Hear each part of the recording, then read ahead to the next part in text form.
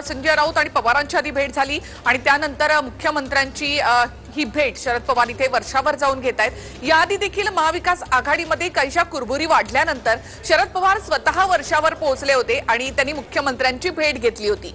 आता पुन्हा एकदा महाविकास आघाडीमध्ये मतभेद असल्याचं संजय राऊतांनी मान्य केलं होतं आणि त्यानंतर आता महाविकास आघाडीमध्ये कुठलं नाराजी नाट्य नाही, मात्र मतभेद आहेत असं संजय राऊतांनी अगदी सकाळीच कबूल केलं होतं आणि त्यानंतर शरद पवार वर्षावर आता मुख्यमंत्र्यांची भेट घेण्यासाठी पोहोचलेले आहेत। पुन्हा एकदा थेट जाऊयात आमचे प्रतिनिधी दिनेश दुखंडी यांच्याकडे।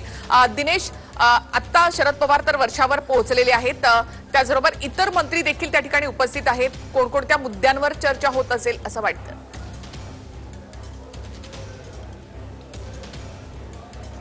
बघा, ही भेट शरद पवार आणि उद्धव ठाकरे यांच्यामध्ये आहे।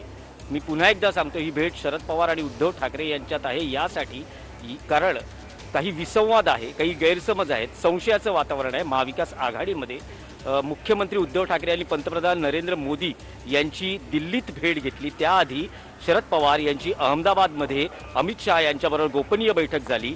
भाजपकडून या दोन्ही पक्षांना प्रस्ताव आहेत का, दोन्हीपैकी कोणता पक्ष पहिला बीजेपीशी युती करणार किंवा वेगळं राजकीय समीकरण अस्तित्वात येणार का, याबद्दल गैरसमज किंवा संशयाचं वातावरण आहे। आणि शरद पवार आणि उद्धव ठाकरे यांच्यामध्ये अलीकडच्या काळात संवाद नव्हता आणि ही कोंडी फोडण्यासाठी स्वतः शिवसेनेचे नेते खासदार संजय राऊत हे प्रयत्न करत होते।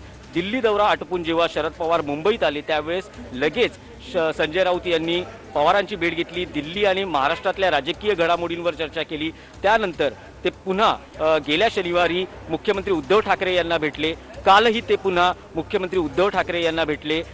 तसंच शरद पवारांचा जो राजकीय निरोप आहे तो घेऊन ते मुख्यमंत्र्यांना भेटले।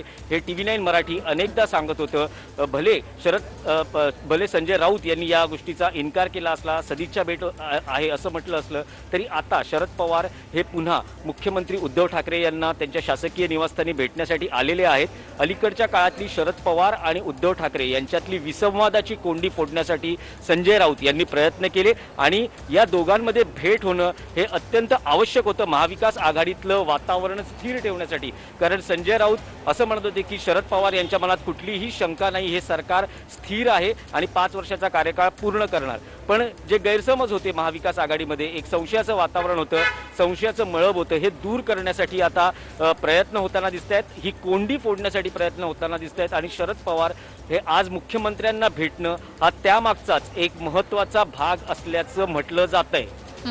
म्हणजे दिनेश, एकूणच संजय राऊतांनी पूर्ण मध्यस्थी केलेली आहे, यामध्ये शरद पवारांची नाराजी दूर झालेली आहे असं वाटतं?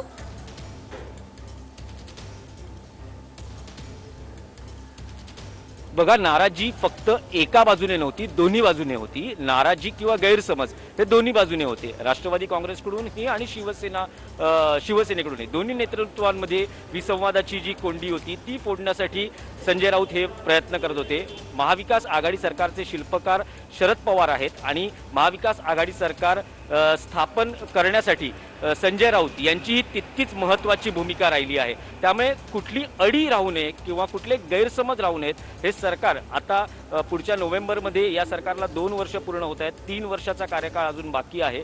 आणखी एक महत्त्वाचा मुद्दा आहे की विधानसभा अध्यक्षपदाची निवडणूक हाही एक कळीचा मुद्दा आहे। काँग्रेस आग्रही आक्रमक आहे की याच विधानसभा अधिवेशनामध्ये विधानसभा अध्यक्षपदाची निवडणूक घेतली जावी आणि त्यामुळेही एका बाजूला काँग्रेस स्वबळाचाही नारा देते आहे। तर या सगळ्या ज्या घटना आहेत, या घटना लक्षात घेता ही कोंडी फोडणं अत्यंत महत्त्वाचं होतं आणि त्या दृष्टीनेच संजय राऊत यांनी प्रयत्न केले आणि शरद पवार हे मुख्यमंत्र्यांना भेटतायत। अनेक विषयांवर दोघांमध्ये समोरासमोर चर्चा होईल।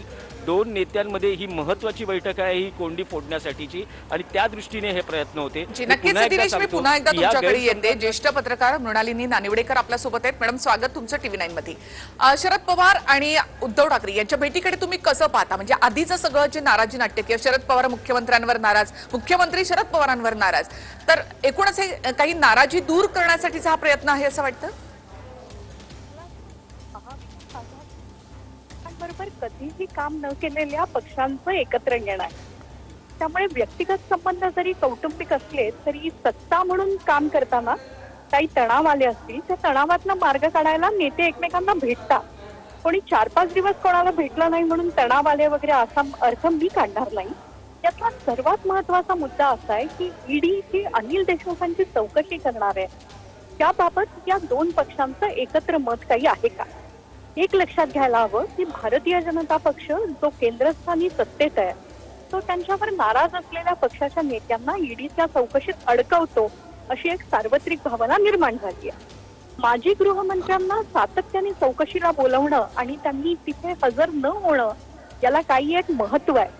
त्यामुळे या बाबतीत दोन्ही पक्ष मिळून एकच भूमिका घेणार का याविषयी ही चर्चा असू शकते. यात राजी नाराजीपेक्षाही समोरच्या कायदेशीर प्रक्रियेला कसं तोंड द्यावं हा विषय असू शकेल.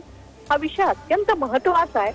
ईडी जेव्हा एखादा तपास करते तेव्हा त्यांच्याजवळ निश्चितपणे काही पुरावे असायची शक्यता असते आणि आज आम्ही चुकात आहोत, उद्या तुम्ही जात्यात याल तर काय होईल त्याबद्दल आपली काही एकत्रित भूमिका असेल का अशावर कदाचित उद्धव ठाकरे आणि शरद पवार एकमेकांची चर्चा करणार. जी नक्कीच. धन्यवाद तुम्ही आमच्याशी बोललात त्याबद्दल. राजकीय विश्लेषक ज्येष्ठ पत्रकार मृणालिनी नानिवडेकर आपल्यासोबत होते.